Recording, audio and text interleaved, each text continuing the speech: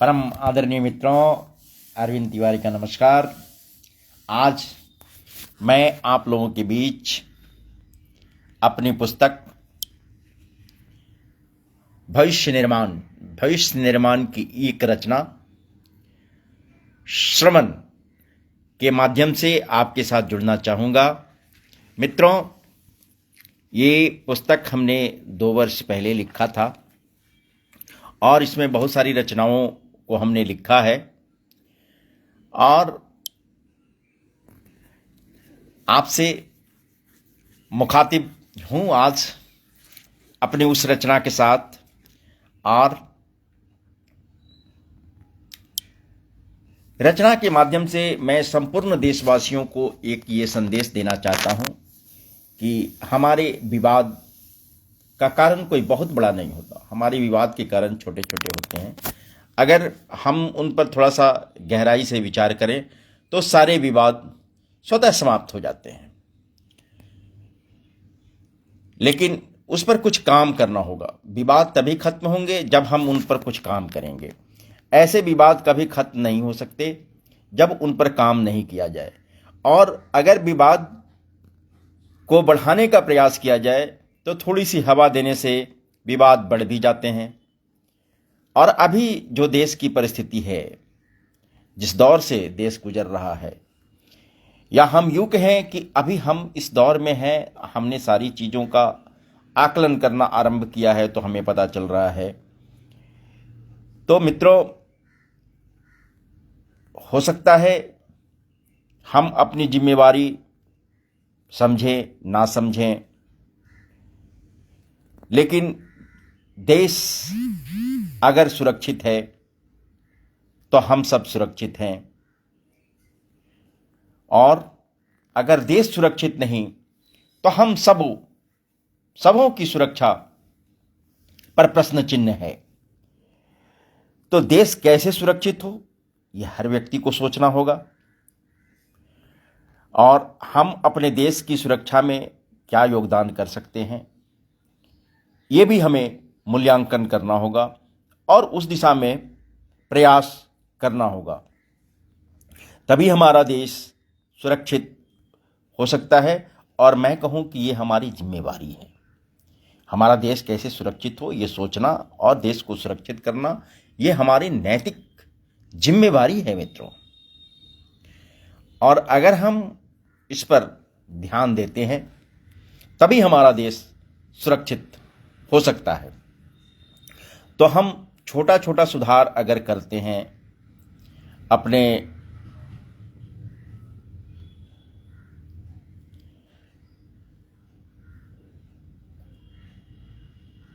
छोटे छोटे विचार लोगों तक पहुंचाते हैं, लोगों को यह एहसास दिलाते हैं कि हम अपने देश की सुरक्षा में अपना वो स्वर्णिम योगदान करेंगे जो हमारी जिम्मेवारी है और हम करना चाहते हैं। हम दूसरे की भी सुने और अपनी भी बात दूसरों तक पहुंचाएं। अगर दूसरे के कथन सुनने के लायक हैं, प्रेरणादायक हैं, तो हमें उन कथनों को भी सुनना चाहिए और उससे अगर कुछ शिक्षा मिले तो उसे अपने जीवन में अपनाना भी चाहिए। मित्रों, तो इसी से संबंधित हमारे भविष्य निर्माण की एक यह कविता है जिसका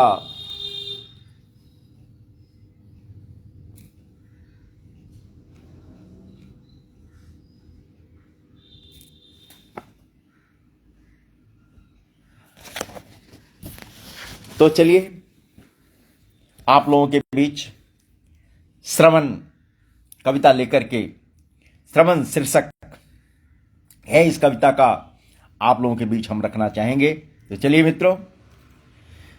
अगर हमारे वचन से सुंदर सुनने लायक तेरे वचन हैं, अगर हमारे वचन से सुंदर सुनने लायक तेरे वचन हैं, उसी वचन को सुनेंगे हम सब उसी वचन को, सुनेंगे हम सब। नानक साहब वही श्रवण है, नानक साहब वही श्रवण है।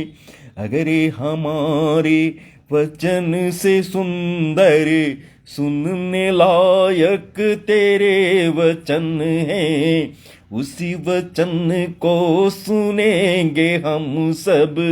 नानक साहब यही श्रवण है। अगर तुम्हारे प्रेम झलक में दिखता सबको मेरा नयन है, अगर तुम्हारे प्रेम झलक में दिखता सबको मेरा नयन है, उसी नजर में दिखेंगे हम सब। वही कृष्ण के प्रेम नयन है, वही कृष्ण के प्रेम नयन है। अगर हमारे वचन से सुंदर, अगर तुम्हारे पुण्य कर्म से बढ़ने वाले सही कदम हैं, उसी कदम के साथ खड़े हम, उसी कदम के साथ खड़े हम। संग संग तेरे मेरे कदम हैं, अगर तुम्हारे वचन से सुंदर सुनने लायक तेरे वचन हैं, अगर हमारे वचन से सुंदर सुनने लायक तेरे वचन हैं, उसी वचन को सुनेंगे हम सब। नानक साहब वही श्रवण है। परम धाम को जानने वाले नहीं दुखी कभी होते हैं, गाकर कहें कबीर इसी को, गाकर कहें कबीर इसी को, सूली चढ़ ईसा कहते हैं। अगर हमारे वचन से सुंदर सुनने लायक तेरे वचन हैं, उसी वचन को सुनेंगे हम सब। नानक साहब वही श्रवण है, नानक साहब वही श्रवण है। कहे हैं हनुमत संग विभीषण, राम बाली के संग कहे हैं, कहे हैं हनुमत संग विभीषण, राम बाली के संग कहे हैं। सुनते अर्जुन कृष्ण संग वही, सुनते अर्जुन कृष्ण संग वही, अष्टावक्र के वही वचन है, अष्टावक्र के वही वचन है। अगर हमारे वचन से सुंदर सुनने लायक तेरे वचन है, उसी वचन को सुनेंगे हम सब। नानक साहब वही श्रवण है, नानक साहब वही श्रवण है। रावण का सिंहासन हिलता, रावण का सिंहासन हिलता, हिलते नहीं अंगद के चरण हैं। रावण का सिंहासन हिलता, हिलते नहीं अंगद के चरण हैं।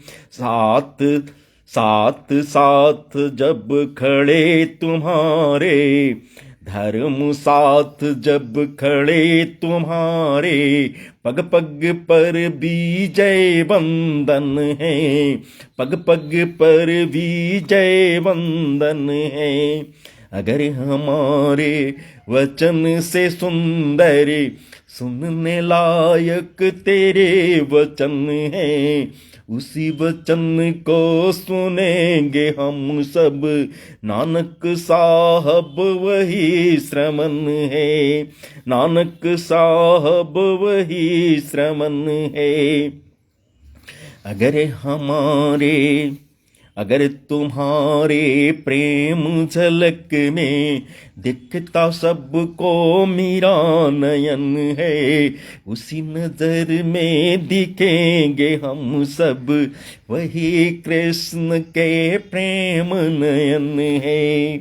शिक्षा का असली मतलब अरविंद समझ बतलाना है। लो संकल्प अब अपने देश को विश्व गुरु बन जाना है, विश्व गुरु बन जाना है।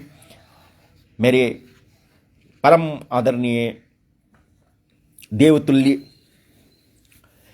हिंदुस्तान के नागरिकगण, आप सबसे हमारा ये निवेदन है कि हम हर विवाद को सुलझाने का समाधान दें, और हम जिस देश में रहते हैं वह देश ऋषि मुनियों का देश है। वह देश सबको क्षमा करना जानता है। वह देश विश्व को अपना परिवार मानता है। अभी बहुत सारे स्वार्थी लोग हमारी एकता, अखंडता, संप्रभुता, स्वतंत्रता, संपन्नता सब पर आघात कर रहे हैं और अपने स्वार्थ के साधन में हमको जिंदा दफनाना चाहते हैं। हमारी संस्कृति पर कुठाराघात हो रहा है। हमारे एकता और अखंडता पर तरह तरह की आघात हो रहे हैं। हमें संगठित होना होगा, और मैं तो कहूं कि यह कलयुग है। कलयुग में अगर कहीं बल है तो वह संगठन में ही बल है। जो व्यक्ति, जो परिवार, जो संस्थान संगठन को सींचेगा नहीं, वह धीरे धीरे कमजोर होगा। व्यक्ति कमजोर होगा तो परिवार कमजोर होगा, पारिवारिक व्यवस्था कमजोर होगी तो समाज कमजोर होगा, समाज कमजोर होगा तो देश कमजोर होगा। तो देश का जो आधारभूत संरचना हमारा है, हमें उसको समझना होगा, और समझते हुए अपनी आधारभूत संरचना की रक्षा में अपना संपूर्ण योगदान देना होगा। तो हम विद्वानों की, हम राजनीतिज्ञों की, हम शिक्षकों की ये जिम्मेवारी है कि हमारा देश कैसे सुरक्षित हो। हर बिंदुओं पर हम विचार करें और अपनी कविताओं के माध्यम से, अपने लेख के माध्यम से, अपनी शिक्षा के माध्यम से हर एक व्यक्ति तक पहुंचाएं, और हर व्यक्ति की कुछ अगर अच्छी बातें हैं तो उन्हें ग्रहण करें और उसको अपने जीवन में अपनाएं, और हम देखेंगे कि धीरे धीरे हमारे देश की सारी समस्याएं दूर होंगी, और फिर से हम स्वर्णिम भारत का निर्माण करेंगे, और हमारा देश फिर से सोने की चिड़िया नहीं, सोने का महासागर बनेगा। और हम अपने वंशजों के लिए वह अमूल्य रत्न, अमूल्य धरोहर, अमूल्य संस्कृति छोड़कर जाएंगे, जिस पर कई सदियों तक हमारे वंशज हम पर गर्व करेंगे कि हमारे पूर्वजों ने जो हमें दिया है वह अमूल्य है। तो मित्रों, इन्हीं शब्दों के साथ मैं आज अपनी वाणी को विराम देता हूँ। जय हिंद, जय भारत, जय हिंदुस्तान और जय हिंदी। नमस्कार।